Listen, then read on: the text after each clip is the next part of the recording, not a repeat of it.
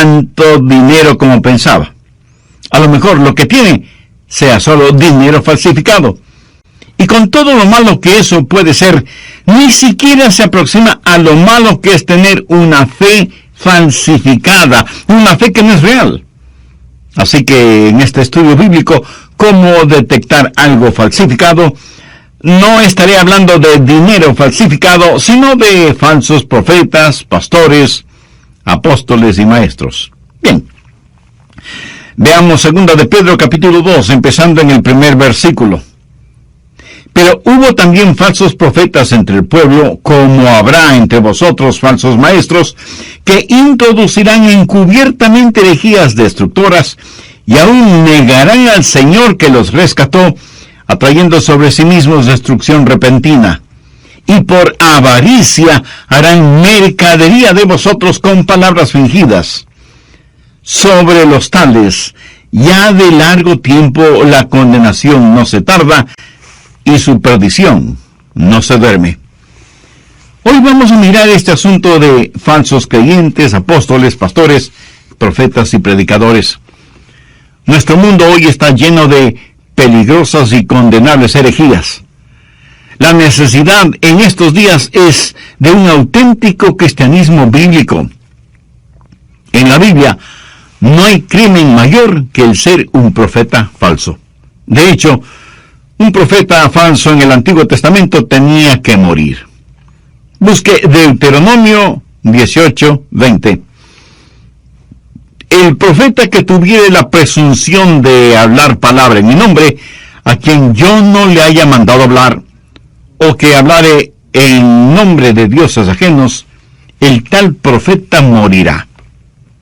En otras palabras, el falso profeta tenía que ser ejecutado. Es malo el decir una mentira y es peor el enseñar una mentira. Pero es terriblemente peor el decir una mentira y enseñar una mentira acerca de Dios, porque usted puede causar que un alma se pierda eternamente. La Biblia llama a esto una herejía condenable. Y yo quiero que vea tres cosas al referirnos a falsos profetas, maestros, apóstoles y predicadores. Primero, usted debe estar consciente de la presencia de ellos. 1 de Pedro 2:1. Pero hubo también falsos maestros entre el pueblo, como habrá entre vosotros falsos maestros. Cuando el apóstol está hablando del pueblo, se está refiriendo al antiguo pueblo de Israel, y dice que en el pasado hubo falsos profetas. Así que eso no es nada nuevo. De hecho, la religión falsa es tan antigua como el jardín del Edén. Y quiero decir que hay solo dos clases de religión. Nosotros subdividimos la religión en cristianismo, budismo, islamismo, confucianismo, catolicismo y hasta reumatismo. Aún más, tomamos el cristianismo y lo subdividimos en catolicismo y protestantismo, y aún subdividimos el protestantismo en metodistas, luteranos, episcopales, presbiterianos, bautistas, y así por el estilo. Pero hay solo dos clases de religión en el mundo, la verdadera y la falsa, eso es todo. Dos categorías: aquello que es verdadero y aquello que es falso. Y desde el tiempo del jardín del Edén ya aparecieron los falsos maestros, y en nuestros días hay una verdadera proliferación de falsos maestros, apóstoles, profetas y predicadores. Pedro reconoce que hubo falsos profetas en el pasado y que habrá entre vosotros falsos maestros. Las palabras entre vosotros se refieren a la iglesia del Señor Jesucristo. Pedro está hablando de la iglesia, y hay falsos maestros en la iglesia hoy en día. De hecho, usted puede pensar en cualquier cosa que quiera creer, no importa cuán extraña y rara sea, y encontrará una iglesia justo como usted la quiere. Es increíble lo que la gente cree. Yo solía pensar que era extraño que la gente no creyera, y estoy descubriendo que es aún más extraño lo que la gente cree. Veamos 2 de Corintios capítulo 11 y desde el verso 13. Pablo está hablando sobre algunos que ocupan los púlpitos y dice: porque estos son falsos apóstoles, obreros fraudulentos que se disfrazan como apóstoles de Cristo. Y no es maravilla, porque el mismo Satanás se disfraza como ángel de luz. Así que no es extraño si también sus ministros se disfrazan como ministros de justicia, cuyo fin será conforme a sus obras. O sea que van a morir e irse al infierno, pero mientras están en vida quieren que se les diga reverendo, o doctor, o eminencia, o títulos de esa naturaleza, pero no conocen al Señor Jesús. Y se paran tras los púlpitos como falsos apóstoles y ángeles de luz. En nuestros días, usted no tiene que buscar al diablo fuera de las iglesias. Muchas veces está ocupando el púlpito disfrazado de ministro, apóstol, predicador o milagrero. No deje que los falsos maestros le sorprendan. La Biblia claramente enseña que estarán entre nosotros. Pero también menciona herejías destructoras. La raíz de la palabra herejía significa dividir. Cuando la herejía penetra en la iglesia, siempre causará que la gente se divida, porque si alguien trae una doctrina falsa a la iglesia, el liderazgo de la iglesia podría decir: usted no puede enseñar eso aquí. Y los promotores de falsa doctrina dirán: oh, sí que podemos. Y a lo mejor el pastor diga: ustedes no pueden creer eso. Y ellos dirán: claro que creemos. Y así comienza la división. Y cuando usted enfrenta a esa clase de personas que introducen encubiertamente herejías destructoras, ellas actuarán como que están siendo perseguidas. Aparentan ser las víctimas. Y usted es culpable por oponerse a la verdad. Son como los dos hermanitos que peleaban en el dormitorio y su mamá vino para calmarles. Y Juan dijo: mamá, todo comenzó cuando Jaime me devolvió el golpe que le di. Y así son muchas personas que traen doctrinas heréticas a la iglesia. Y si usted no las acepta, entonces usted es el causante de la división. Y sin embargo, algunas veces usted tendrá que enfrentar herejías, sea a nivel denominacional, a nivel eclesial o a nivel personal. Aquí, permítame decir algo que lo he dicho muchas veces. Es mejor estar divididos por la verdad que estar unidos en el error. La Biblia las identifica como herejías destructoras. No tenemos que llevarnos bien con todo el mundo. Llega un momento en que debemos decir: basta. Eso está equivocado. Esa no es la verdad. No puede enseñar esto aquí.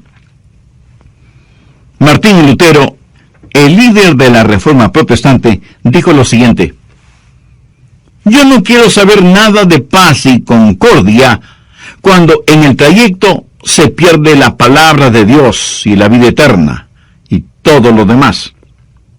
No es correcto para mí retirarme o ceder solo por el amor que tenga para alguna persona, sino porque delante de la palabra de Dios todos debemos ceder.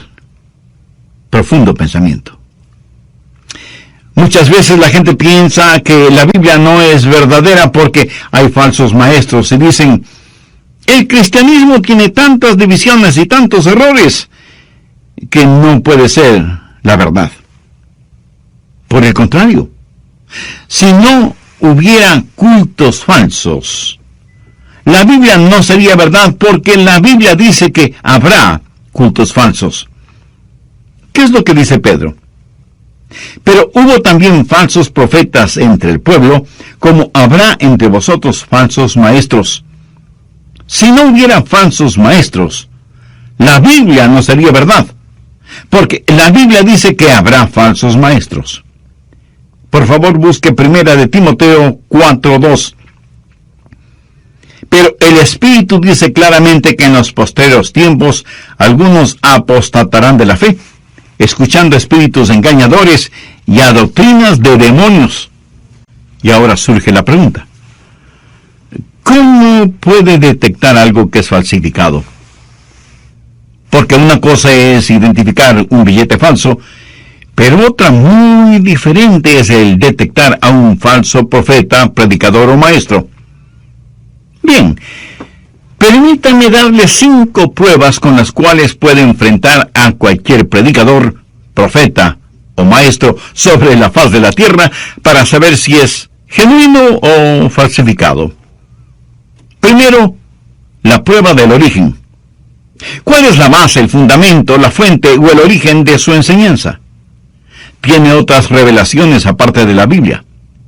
Por ejemplo, alguien puede venir a su puerta y decir: oh, nosotros aceptamos la Biblia como la palabra de Dios, pero también aceptamos a José Smith como profeta. Lo que ellos quieren hacer es poner otro fundamento junto a la palabra de Dios. Pero Dios dice que no debemos ni añadir, ni quitar, ni enmendar, ni reinterpretar nada de su palabra. Para ellos, el origen de lo que creen es la palabra de Dios. ¿Tienen alguna otra revelación aparte de la Biblia? Segundo, la prueba del Salvador. ¿Creen ellos que Jesucristo es el Mesías, el Hijo de Dios nacido de una virgen, coigual y coeterno con Dios el Padre? El otro día vinieron a mi casa unos testigos de Jehová, y yo me porté con ellos muy bondadosa y cortésmente, y cuando empezaron a hablar les dije: antes de que digan algo más, quiero hacerles una pregunta. ¿Adoran ustedes al Señor Jesucristo? Ellos respondieron: creemos que Jesucristo es el Hijo de Dios. Les dije: me alegra escuchar eso, pero yo pregunté si adoraban al Señor Jesucristo. Y ellos contestaron: bueno, le damos a Él alabanza y honor. Oh, eso suena muy bien, pero ¿adoran ustedes al Señor Jesucristo? Y dijeron: nosotros le reverenciamos. Les dije: amigos, yo quiero que sencilla y claramente respondan a mi pregunta: ¿adoran al Señor Jesucristo? Y ellos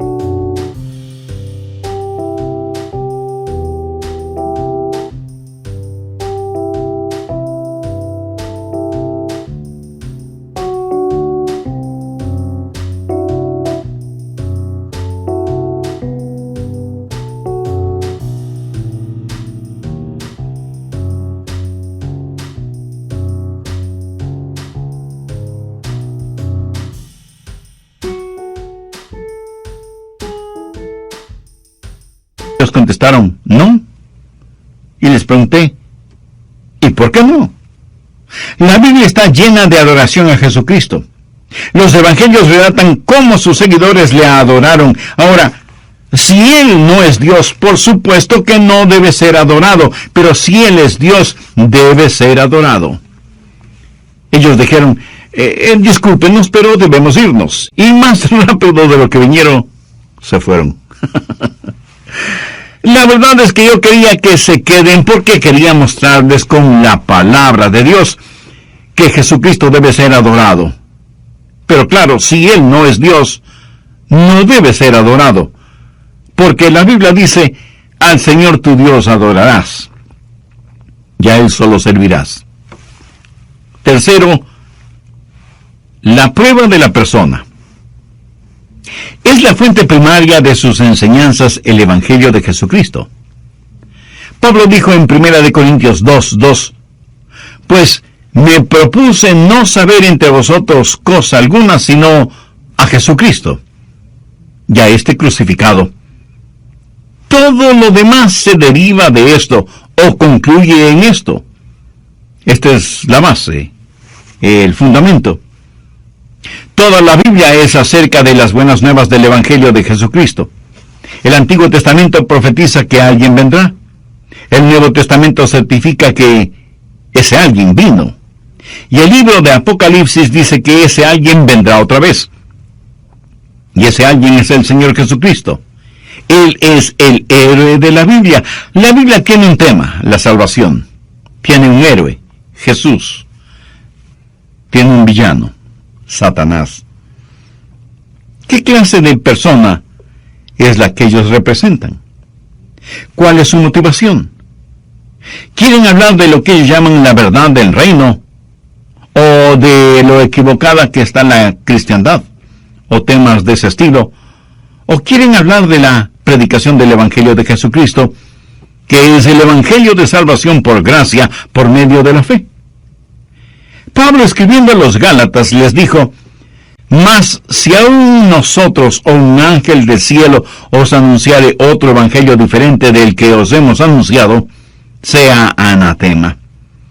Literalmente la palabra anatema significa condenación, maldición. Y alguien pensará que esa es una expresión muy dura. No es ser duro si yo le digo a alguien: usted no puede enseñar algo que va a guiar a la gente al infierno. Amigo, aquí no estamos hablando de las preferencias en cuanto al color de las paredes, o si en las papas necesitan más sal, o qué sabor de helado le gusta más. No. Estamos hablando del destino eterno de los seres humanos. Cuarto, la prueba de la salvación. Estos falsos profetas, apóstoles, maestros y predicadores enseñan que la salvación es por gracia, por medio de la fe, o tratan de añadir obras y algunas otras cosas raras, aunque digan que son manifestaciones del Espíritu. Cada vez que se le dice a una persona que tiene que hacer algo más que simplemente confiar en el Señor Jesucristo para ser salvo, se debe quitar de la Biblia las palabras todo aquel que cree. Por ejemplo, si usted dice que una persona tiene que ser bautizada para ser salva, ¿sabe lo que está haciendo? ¿Sabe a cuánta gente está eliminando? Piense en una guerra en pleno desierto. Un soldado es herido mortalmente y el capellán se acerca y le pregunta: ¿eres salvo? El soldado responde: no lo soy, pero quiero serlo. Y el capellán le dice: lo siento mucho, no puedo bautizarte. Todo lo que tenemos alrededor nuestro es solamente arena, no tenemos ni una gota de agua ni en las cantimploras. Ve lo incongruente de la situación. Cada vez que alguien añade otros requisitos para la salvación, anula el requisito bíblico que sencillamente declara todo aquel que cree. Busque Romanos 10:13. Porque todo aquel que invocare el nombre del Señor será salvo. Y eso, mi amigo, significa cualquier persona que quiera ser salva, se arrepiente y pone su confianza y fe en Jesucristo, será salva en cualquier lugar, a cualquier hora, sin ningún otro requisito. Gloria a Dios por esto. Quinto, la prueba de la santificación. Enseñan ellos que el creyente debe procurar vivir una vida santa. Si es que no enseñan santidad personal y separación del pecado, hay algo fundamentalmente podrido en sus enseñanzas. ¿Viven ellos mismos una vida de santificación? ¿O todo lo que Plugar les puede identificar por sus métodos? El primer verso de 2 de Pedro capítulo 2 habla del mensaje. El verso 2 habla del método. Y muchos seguirán sus disoluciones. Otra versión bíblica dice: y muchos seguirán sus perniciosos caminos. ¿Qué significa pernicioso? Algo realmente malo, torcido, depravado. El verso 3 dice: y por avaricia harán mercadería de vosotros. Ahora regresemos un momento al verso 1, en donde leemos: introducirán encubiertamente herejías destructoras. Todo esto está describiendo cómo ellos operan, trabajan o actúan. La palabra encubiertamente significa en secreto, clandestinamente, y conlleva la idea de hacer algo ilegal de tal manera que sea muy difícil de descubrir. Y lo que ellos hacen es enseñar cosas falsas, juntamente con las verdaderas, para crear confusión. Y todos saben que eso es exactamente lo que se debe hacer si se quiere engañar a alguien. Por ejemplo, ¿cuáles son los anuncios o propaganda comercial más atractivos y profesionales en la televisión? Los de las cervezas. Hermosos paisajes, impresionantes nevados, playas exóticas, y todos pasando un tiempo extraordinario gracias a la cerveza. Pero lo que jamás muestran es al hombre embotado de cerveza, durmiendo su borrachera en la calle, cubierto por su propio vómito y lleno de moscas. Tampoco muestran al que llega a su casa embriagado, y cuando su pequeña hijita le reclama, le golpea con su puño en la cara. Tampoco muestran al hombre que, dominado por el alcohol, empuja fuertemente contra la pared a su asustada esposa. Ni muestran a alguien que es llevado a la emergencia de un hospital y tiene múltiples fracturas porque un conductor borracho lo atropelló y jamás se detuvo para prestarle ayuda. Eso no lo muestran jamás. Y aunque desde otra perspectiva, lo mismo es con los anuncios de los cigarrillos, praderas impresionantes, hermosos caballos, invitadoras fogatas. Y me pregunto, ¿qué tiene que ver esas praderas, esos caballos y esas fogatas con el cáncer pulmonar? Y los fumadores ni siquiera prestan atención a la advertencia impresa en cada paquete de cigarrillos que dice: fumar cigarrillos es peligroso para la salud. Pero claro, eso está impreso con letra muy pequeña, como para que usted no pueda leerlo. Pero tienen que ponerlo porque así lo exige la ley. ¿Sabe que el diablo hace la misma cosa? Habla con palabras fingidas, como lo vemos en el verso 2, harán mercadería de vosotros con palabras fingidas. ¿Sabía que en el griego la palabra fingir es plastos? Es la palabra de donde se deriva la palabra plástico. Maestros, predicadores, apóstoles plásticos, entregando ideas y palabras plásticas. ¿Qué quiere decir plástico? Es algo que es sumamente moldeable, que se adapta a cualquier forma, que puede imitar cualquier cosa.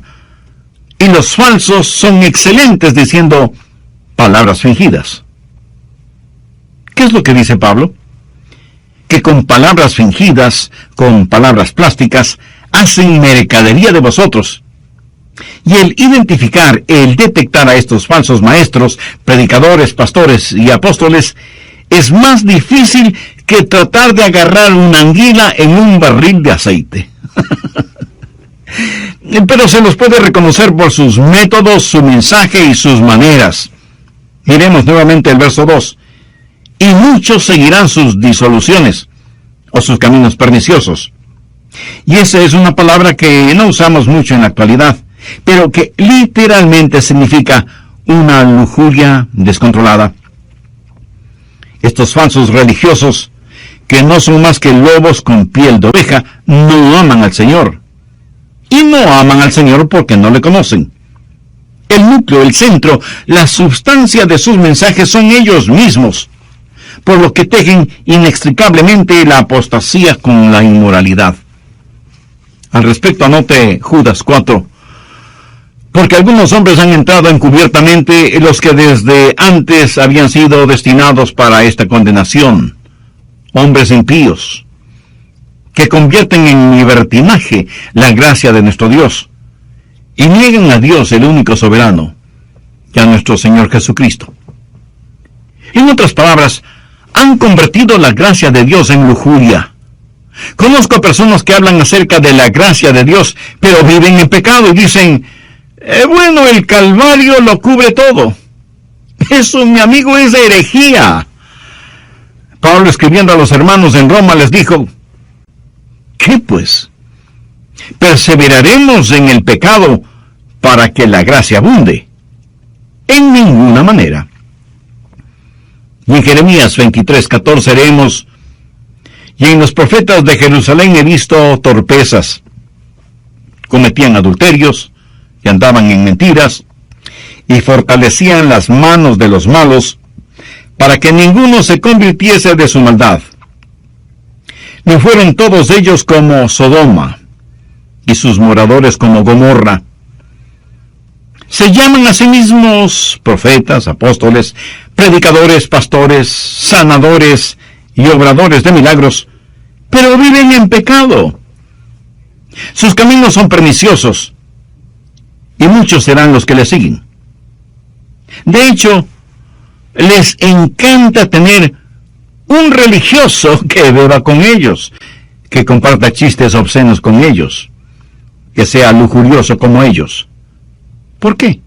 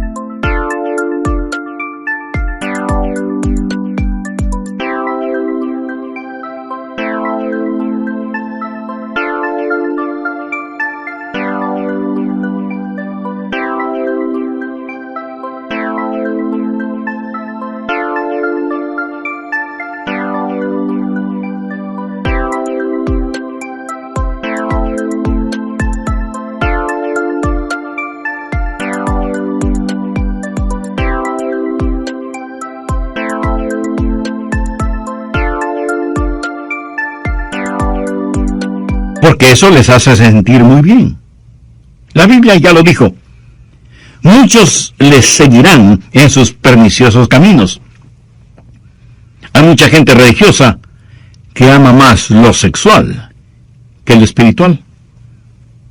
En Mateo 7:21 Jesús dijo: no todo el que me dice Señor, Señor, entrará en el reino de los cielos, sino el que hace la voluntad de mi Padre que está en los cielos. Mucha gente religiosa vive una vida doble. Por eso es necesaria la prueba de la santidad. Pero también se puede detectar a los falsos por sus motivos. ¿Cuáles son esos motivos? Veamos otra vez el verso 3. Y por avaricia harán mercadería de vosotros. ¿Cuál es la motivación de ellos? Bueno, ellos quieren hacer de usted una mercadería. Quieren usarle, manipularle. ¿Por qué? Porque son codiciosos. Ahora, de ninguna manera estoy diciendo que un genuino obrero del Señor no debe ser pagado. La Biblia dice claramente que el obrero es digno de su salario. Pero no es de eso de lo que el apóstol está hablando aquí. Él habla de la gente que debido a sus motivos personales y la maldad de su corazón, hacen del Evangelio una mercadería. Y usted seguramente ha visto a estos mercaderes espirituales en la televisión, convirtiendo el bendito Evangelio del Señor Jesucristo en nada más que en vulgar mercadería. Estimo que el lugar más ardiente del infierno estará reservado para estos quienes, por motivos egoístas y muy personales, estos religiosos plásticos y falsos, manipulan a los hijos de Dios como mercadería. Y muchas veces con palabras y conceptos inventados explotan a los crédulos e ingenuos. ¿Cómo estos falsos deletrean evangelio? Ganancia, ganancia, ganancia. Pablo en forma muy seria dice que Dios con toda seguridad los juzgará. Mire el argumento que él presenta desde el verso 4. Porque si Dios no perdonó a los ángeles que pecaron, sino que arrojándoles al infierno los entregó a prisiones de oscuridad para ser reservados al juicio, y si no perdonó al mundo antiguo, sino que guardó a Noé, pregonero de justicia, con otras 7 personas, trayendo el diluvio sobre el mundo de los impíos, y si condenó por destrucción a las ciudades de Sodoma y Gomorra, reduciéndolas a ceniza y poniéndolas de ejemplo a los que habían de vivir impíamente, y libró al justo Lot, abrumado por la nefanda conducta de los malvados. Vamos ahora al verso 9. Sabe el Señor librar de tentación a los piadosos y reservar a los injustos para ser castigados en el día del juicio. ¿Qué es lo que Dios está diciendo? Aquí está mi solemne advertencia para cada falsificador. Cuando los ángeles cayeron, yo los juzgué. Cuando la civilización en los días de Noé se contaminó con la depravación y el pecado, la juzgué.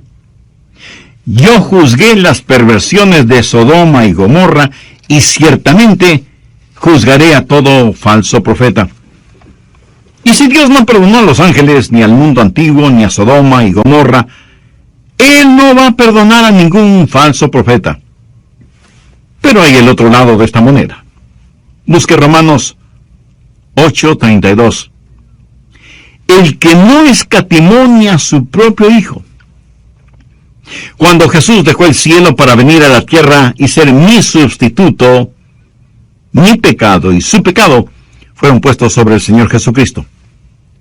Cuando después de haber flagelado todo su cuerpo y haberle arrancado la barba de su rostro y haber puesto en sus sienes una corona de espinas, los llevaron al Calvario y estiraron sus brazos para clavarle en esa ignominiosa cruz. Y aun estando en la cruz, siguieron torturándole. Jesús, aunque sentía un dolor inimaginable, ¿no lloró? En Hechos 8:32 leemos: como cordero mudo delante del que lo trasquila, así no abrió su boca. Pero entonces algo sobrenatural sucedió. Los cielos se volvieron negros como medianoche, y Dios el Padre, que siempre había estado con su Hijo desde la eternidad, le volvió la espalda a su propio Hijo, a tal punto que Jesús clamó: Dios mío, duros. Y Jesús, quien nunca pecó, se volvió pecado. Y Jesús, quien siempre fue el objeto de la alegría y satisfacción del Padre, se convirtió en el objeto del reproche y del juicio de Dios. Y Dios el Padre miró a su Hijo como hubiera tenido que mirarnos a usted y a mí en el día del juicio, si la deuda de nuestros pecados no hubiera sido pagada por el Señor Jesucristo en el Calvario. Por eso el Padre le dio la espalda a su Hijo. Déjeme decirle algo. Si hubiera habido una circunstancia cuando Dios hubiera estado inclinado a ser indulgente con el pecado, hubiera sido ese instante, cuando el pecado de todo el mundo cubría por completo a su amado Hijo. Pero la Biblia dice: el que no escatimó ni a su propio Hijo. Escúcheme, si Dios no escatimó a su propio Hijo cuando llevó nuestros pecados, ¿cree que Dios va a ser indulgente con usted y sus pecados? De ninguna manera. Dios no perdonó a los ángeles que pecaron. Dios no suspendió el castigo al mundo antiguo. Dios no suspendió el juicio sobre Sodoma y Gomorra. Y Dios no protegió ni a su propio Hijo cuando estaba en juego nuestra redención. En vista de eso, ¿qué le hace pensar que Dios será indulgente con usted? Pero en Romanos 8:32 también hay una preciosa verdad. El que no escatimó ni a su propio Hijo, sino que lo entregó por todos nosotros, ¿cómo no nos dará también con Él todas las cosas? A lo mejor usted está pensando: pastor, ¿qué quiere decir eso? Bien, déjeme ilustrarlo de la siguiente manera. Suponga que un día usted viene y me dice: pastor, ¿puede darme a su hijo primogénito? Yo, sorprendido y asombrado, le pregunto: ¿y para qué quiere a mi hijo primogénito? Y usted responde: oh, lo quiero para abusar de él, para decir mentiras acerca de él, quiero golpearle y humillarle, quiero azotarle y clavarle en una cruz para que muera en agonía y cubierto con su propia sangre. Quiere darme a su hijo. y yo, tratando de controlar mi vieja naturaleza adánica, le diré firme y fuertemente: no, usted debe estar loco para pedirme que le dé mi hijo para semejante cosa. Ahora, suponga, solo suponga, que por alguna extraña, muy extraña razón, yo le ame a usted de tal manera que le entrego a mi hijo, mi amado primogénito, aun sabiendo lo que usted le va a hacer. Y después de que lo entrego, usted me dice: ya que me ha entregado a su hijo, ¿podría también darme la ropa de él, y los instrumentos musicales de él, y la biblioteca de él, en fin, todo lo que es de él? Y yo, que por alguna extraña, muy extraña razón, le amo a usted como para haberle entregado a mi hijo, no tendré mayor reparo en darle juntamente con él todas las cosas. Es más, le diré: siendo que mi primogénito era mi heredero, usted va a ser coheredero de todas las cosas. Romanos 8:17 dice: si somos hijos de Dios, somos también herederos, herederos de Dios y coherederos con Cristo. Si Dios nos ama tanto para darnos a Jesús, ¿qué es lo que no nos dará en Cristo? Es como si Dios nos dijera: no se dejen atrapar por un cristianismo falsificado. Dios no es un Dios indulgente. Paciente sí, indulgente no. Él no escatimó ni a su propio Hijo, el Señor Jesucristo, a fin de que usted y yo podamos ser salvos. Lo falsificado solo sirve para probar la validez de aquello que es real. Cada billete falsificado es un tributo a aquello que es genuino. Y cada cristiano falsificado no es más que un tributo a aquello que poseemos que es digno y de valor. No deje que los falsificados le impidan llegar al cielo. Nada hay más real que Jesús. Nada es más real que la salvación. Y usted puede ser un verdadero cristiano si se arrepiente de sus pecados y confía por fe en el Señor Jesucristo. Muchos de quienes me están escuchando podrán decir: Pastor Rogers, he sido salvado, pero voy a aplicar en mi corazón, mi vida, esas 5 pruebas que usted mencionó para saber que soy un cristiano real y no falsificado. Por la gracia de Dios, creo que soy realmente salvo. Y que si Dios me llama a su presencia ahora mismo, estoy listo para eso. Amigo, si usted puede decir tal cosa, usted es genuinamente salvo y es un genuino cristiano. Pero si usted no puede decir esas palabras, o si tiene serias dudas acerca de su salvación y quiere tener absoluta seguridad al respecto, eso es un asunto entre usted y Dios. Por lo tanto, deje de lado cualquier tonto orgullo humano que le impida acercarse a Dios, y usando sus propias palabras, ore una oración como la siguiente: Dios eterno, entiendo que la salvación es solo por gracia,